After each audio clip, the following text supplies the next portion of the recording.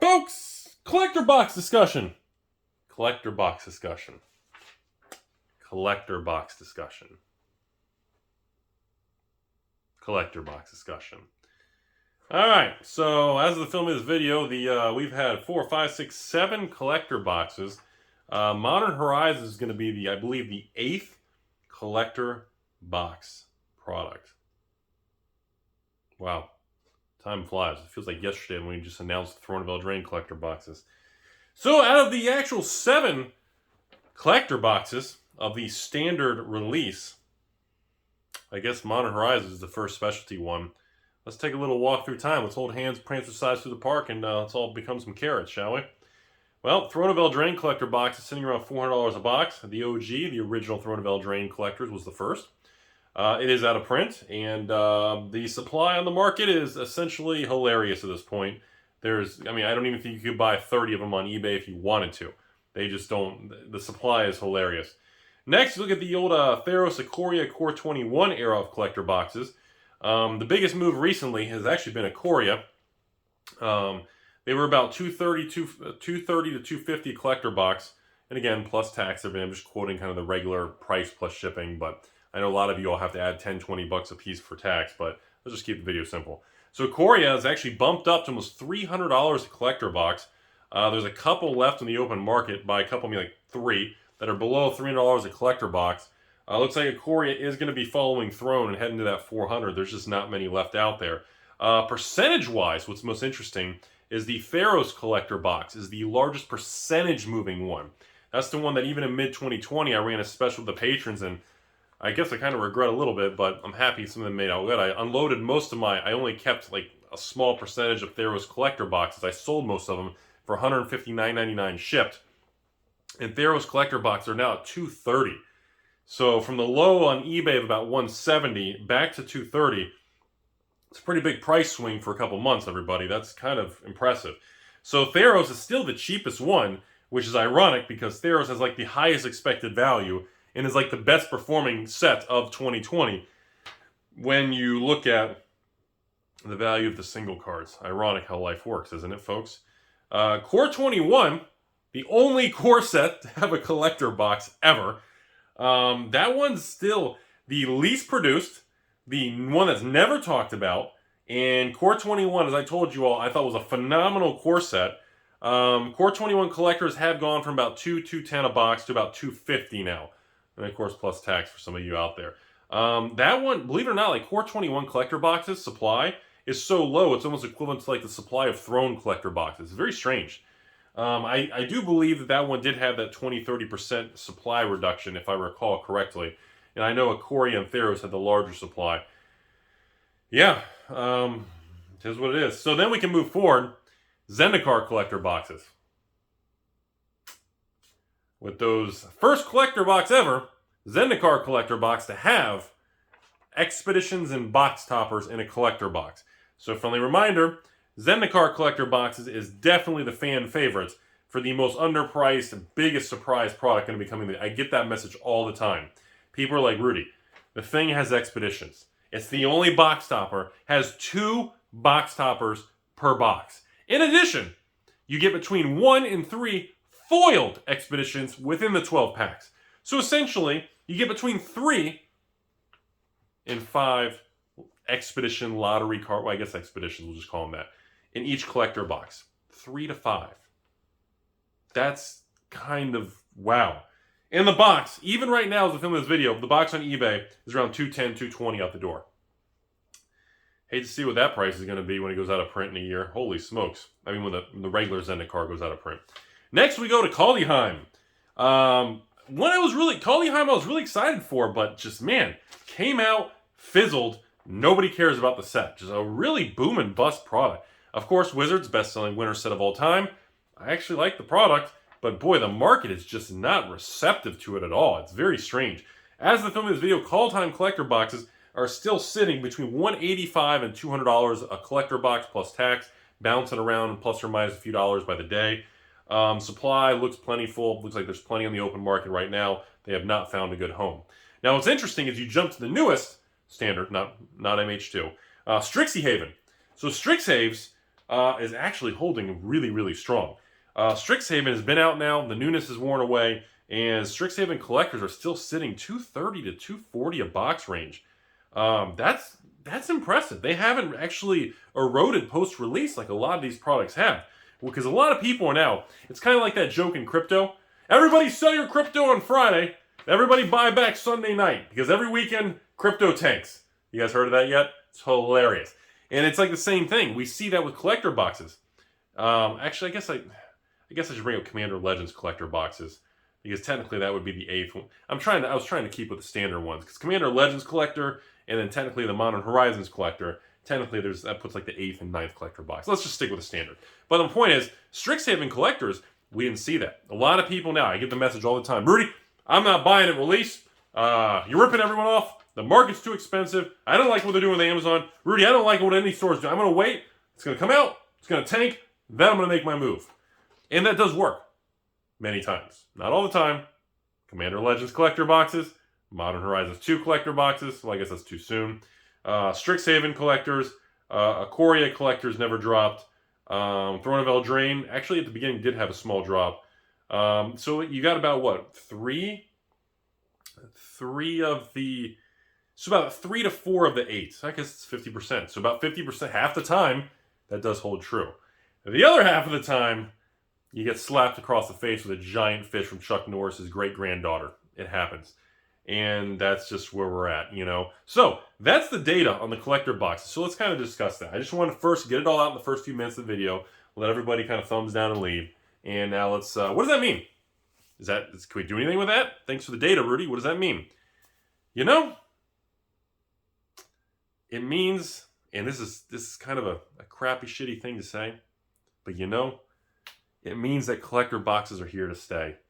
And it means that the trend is your friend until the end, around the bend, and it just punches you in the face. But you know, it looks like the whole concept of sealed product and collector boxes and investing, it just means it's alive and well. And it means it's going to give Wizards the green light to continue to raise prices.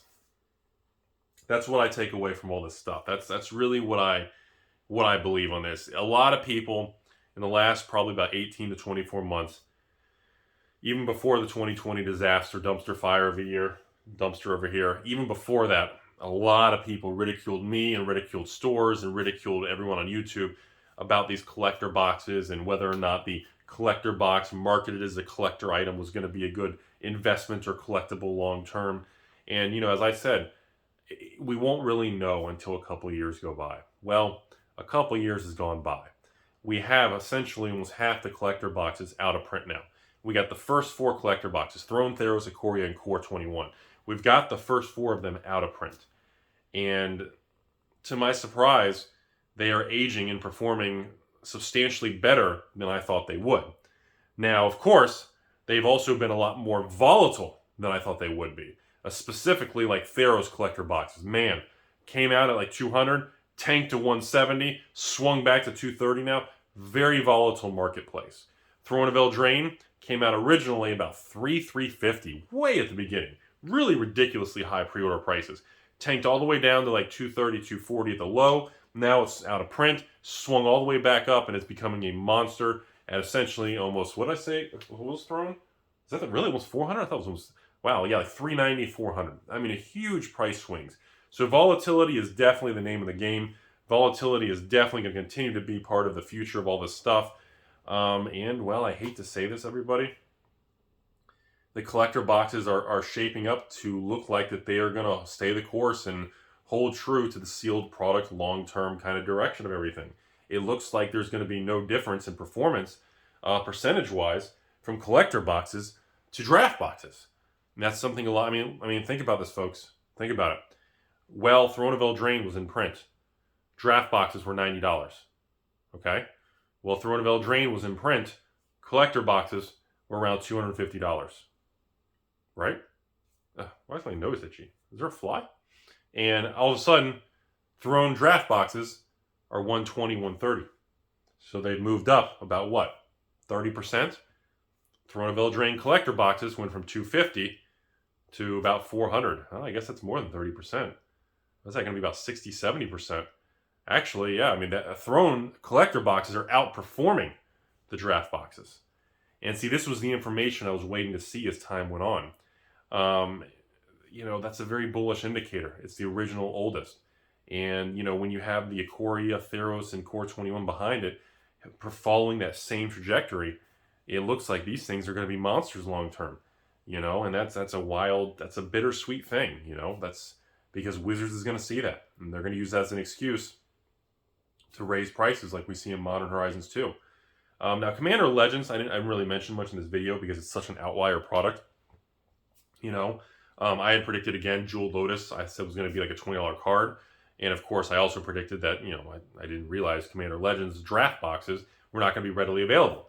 Well, they turned out you can't readily order those.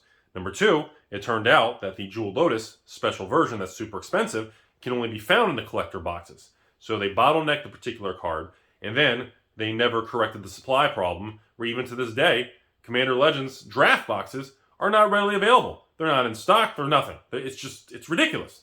So when you combine the situation of it, Commander Legends is just a really funky situation product.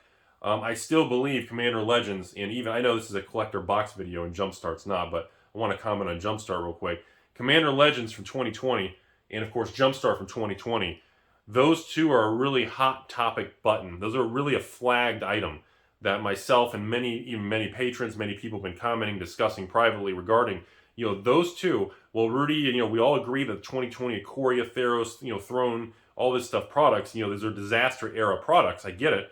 But Commander Legends and Jumpstart specifically are specialty products from the 2020 era. Similar to, I guess, we can bring up a Masters product, but we're trying to double Masters and VIP double Masters.